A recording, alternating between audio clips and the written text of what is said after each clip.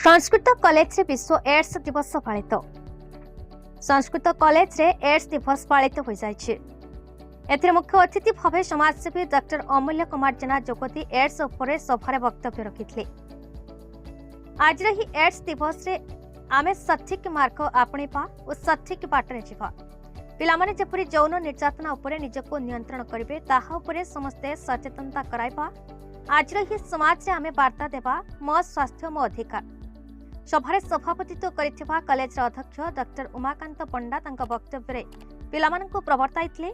आध्यात्मिक सचेतनता और सामाजिक दूरता अवलंबन कले एड्स हटिबो। कॉलेज अध्यापिका ज्योत्स्ना राणी दास एड्स उपरे सचेतन कराइथिले। परिशेष रे छात्र छात्री माने वेदपाठ कराइथिले। कॉलेज संतोष कुमार लेंका धन्यवाद अर्पण करथिले।